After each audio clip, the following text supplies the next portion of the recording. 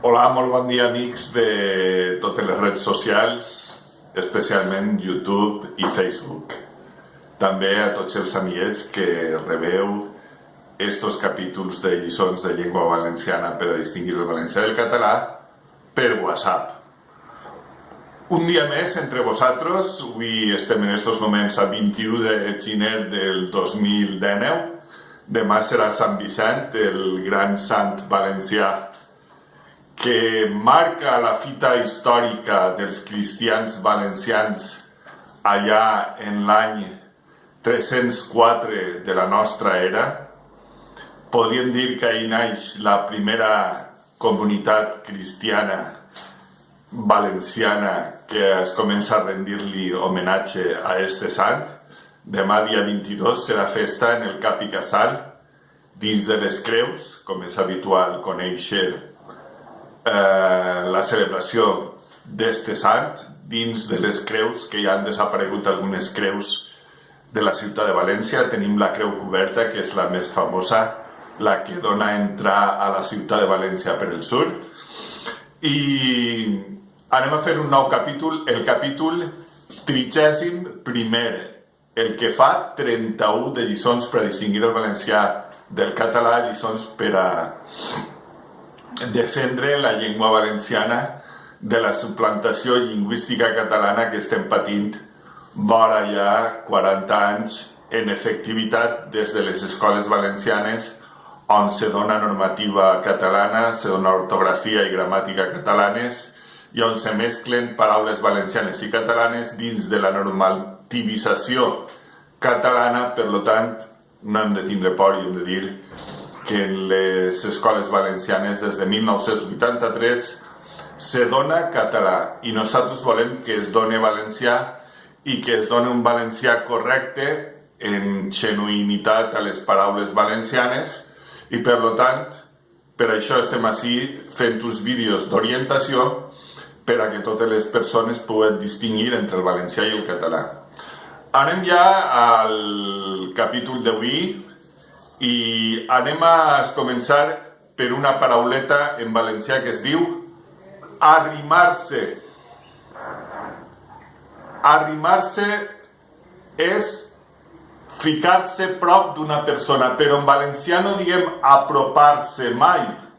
Això és una catalanització de la normativa catalana perquè els catalans no tenen este verb, arrimar-se, d'acord? Apropar-se és una nova forma que han introduït els catalanistes que no diu ningú. De la mateixa manera i per a la mateixa significació tenim la paraula acostar-se. Acostar-se a d'algú. Acosta't una miqueta a mi. Vol dir, arrima't una miqueta a mi, però mai apropa't. Apropar-se, com hem dit, no és una paraula que corresponga a la llengua real valenciana, però que sí que l'han introduït els catalans i catalanistes i que no forma part de la llengua real, d'acord? Probablement els catalans tampoc tenen la paraula acostar-se i per això s'han inventat lo de apropar-se, calcant-ho també del castellà directament. Estes dos parauletes signifiquen en castellà acercarse. Acercarse a alguien, acercarse a algún sitio. ¿D'acord? Acostar-se i arrimar-se. I ara, pròxim, estar pròxim a qualsevol lloc. Proper és la derivació de les anteriors paraules que no és una paraula real de la llengua valenciana. Un lloc proper no s'ha dit mai. Un lloc pròxim. Pròxim és la paraula valenciana.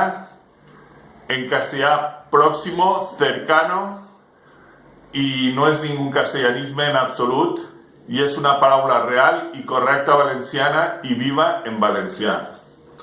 Bueno, pues anem a repassar les tres acepcions. Arrimarse, acercarse en castellano, apropar-se en catalanitzat.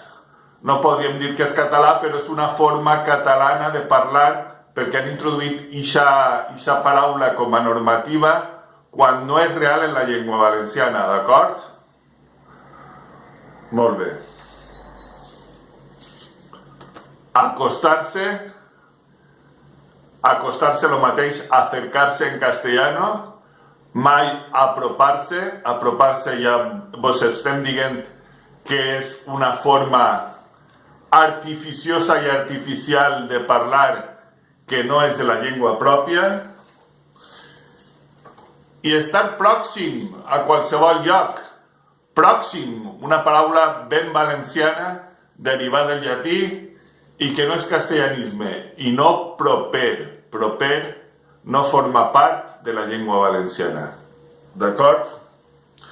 Bueno, totes aquestes parauletes les podeu buscar en el Diccionari General de la Llengua Valenciana de la Real Acadèmia de Cultura Valenciana, l'ent normatiu del valencià verdader, del valencià, de la llengua valenciana, i sabeu que la ABL, l'Acadèmia, entre cometes, valenciana, diguem, perquè és catalana, l'Acadèmia Catalana de la Llengua Catalana, encara que li diuen l'Acadèmia Valenciana de la Llengua Catalana, pues la ABL, o ABL, com altres diuen també, pues és el cavall de Troia de la llengua catalana en València, que el va ficar Zaplana per un pacte amb els catalans, com també Ciscar, el conseller, i Joan Lerma de president, quan entrà el PSOE en 1983,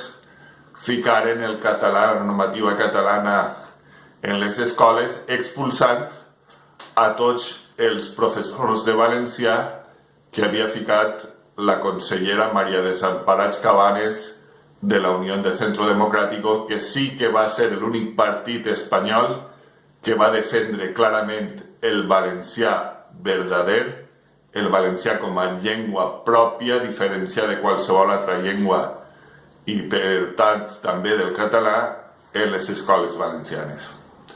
Bueno, amiguets, pues este ha sigut el capítol número 31, el 31è de lliçons per a distingir el valencià del català. Tornarem en el capítol número 32, el 32è. Estem a 21 de gener del 2019, demà Sant Vicent Màrtir, que va ser el primer màrtir que tinguérem els valencians en la comunitat cristiana valenciana en el 304, i a partir d'ahí se pot dir que comença la comunitat nacional cristiana valenciana. A partir d'aquest any ja es desenrotlla una llengua protovalenciana que poquet a poquet se farà valenciana del tot fins a que arriba la invasió islàmica en el 700.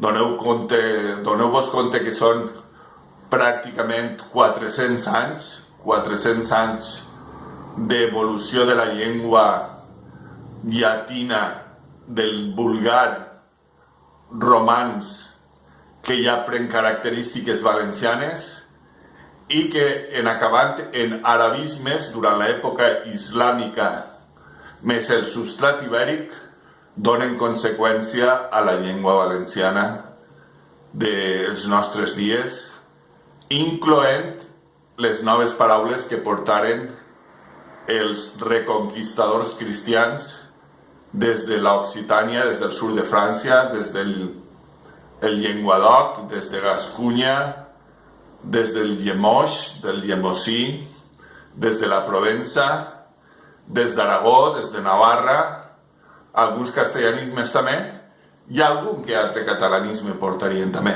per què no? Però això són influències modernes quan la llengua valenciana ja està consolidada. Hem tingut notícia de que el primer document escrit en llengua valenciana ha aparegut en Almassora, està datat en l'any 1253, però jo estic convençut que n'hi ha documents en llengua valenciana molt anteriors. Ja vos havíem parlat de les jarches, que són estrofes escrites en alfabet àrab, però que són en romanç valencià i que acaben la poesia o la cançoneta escrita en àrab i que són bilingües, àrab-valencià.